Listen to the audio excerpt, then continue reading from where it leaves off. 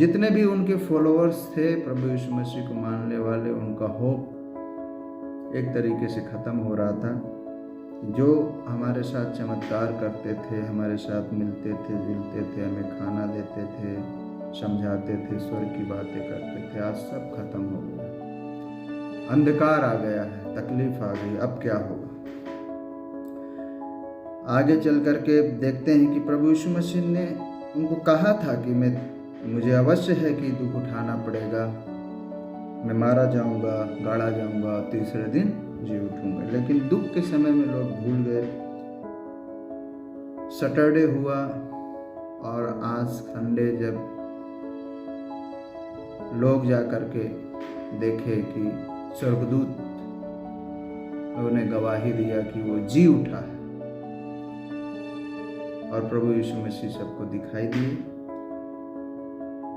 एक तरीके का संतावना यही दे सकते हैं, जब हमारे जीवन में कष्ट, मुसीबत, तकलीफ आती है तो एक समय जरूर से जरूर ईस्टर आएगा, संडे आएगा।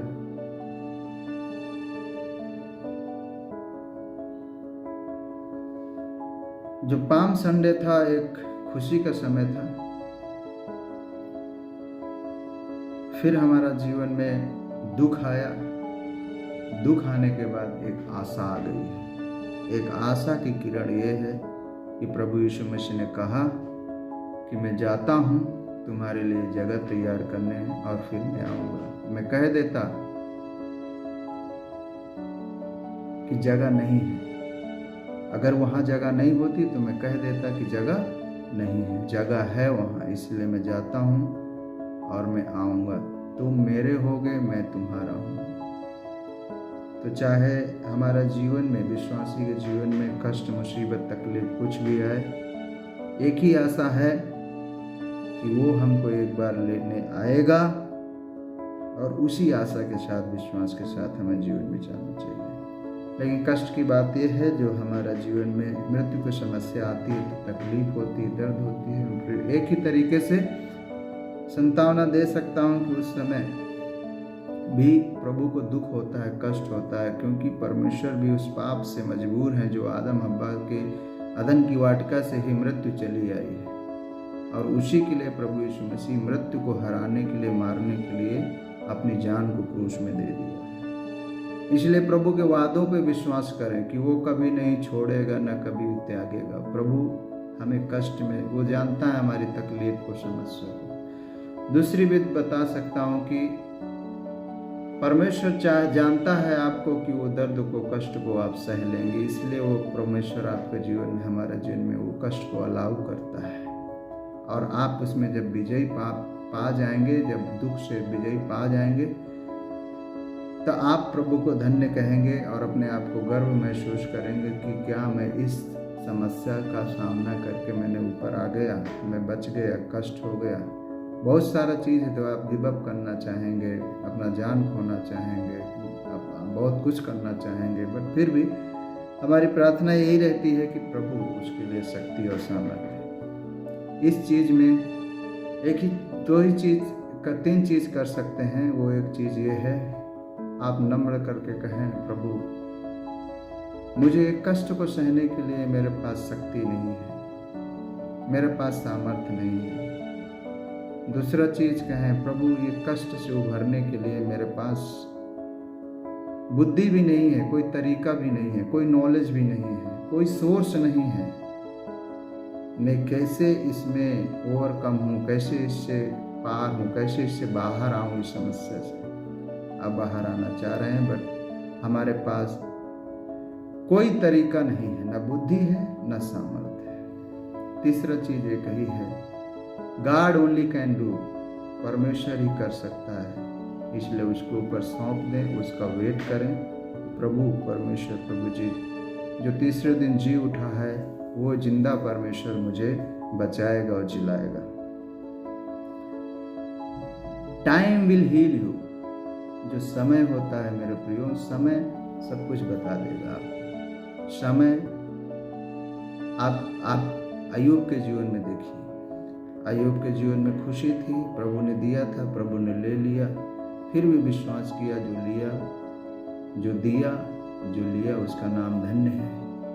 उसको बहुत सारे, यहाँ तक उसकी पत्नी भी उसको गलत बोला, बट फिर भी परमेश्वर विश्वास किया और प्रभु का रिजल्ट टाइम के अनुसार उन्होंने देखा है। प्रभु में हम कुछ नहीं खोते हैं, बस उसका वेट करना चाहिए। बहुत सारे लोग हैं जो आपको काउंसलिंग देंगे। एक चीज़ और है कि हम किसी के साथ जो लगाव हो जाता है हमारा, हम टाइम बिताते हैं, ये चीज़ मटेरियल चीज़ें कौन देता है? परमेश्वर ही देता है। आपको हस्बैंड दिया है, प्रभु ने दिया है, वाइफ दिया है, प्रभु ने दिया है, बच्चे दिया है, प्रभु ने दिया है। तो अय्यूब सब कुछ जानता है कि उसने दिया और उसने दिया। इस बात को कहना बड़ा मुश्किल की बात है, लेकिन ये सच्चाई है कि हमारा कुछ भी नहीं है। We don't know when and how and what can happen, क्या कब कैसे क्या हो जाए।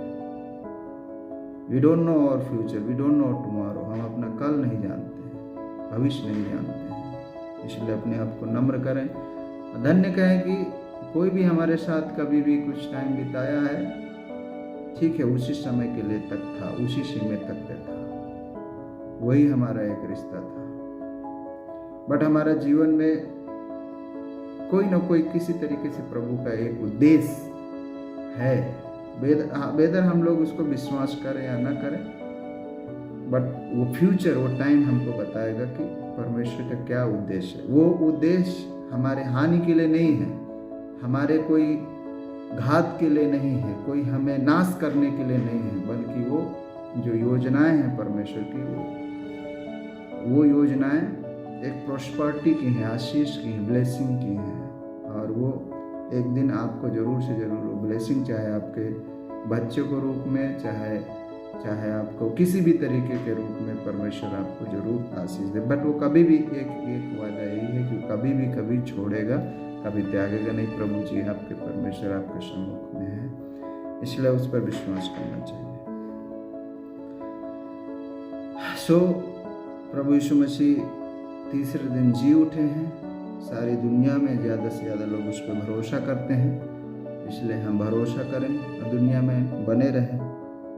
मृत्यु सबके पास दर्द है, सबके पास आती है। ऐसा नहीं है कि आप, मैं और आप ही अपने प्रियजनों को खोए हैं या खोते हैं या कोई खोता है। सबके दुनिया में एक दिन लोग चले जाते हैं। दर्द है, तकलीफ है, कष्ट है, मृत्यु तो है। इसका मतलब क्या है कि हम सब लोग उस दुख के कारण, आप जो सोच रहे हैं कि मैं नहीं जीऊँगा, नहीं जीऊँगी, तो क्या इस तरीके से सोच करके तो पूरी दुनिया ख़त्म हो सकती है, दुनिया ख़त्म हो जाएगी, कोई मतलब ही नहीं है फिर जीने का।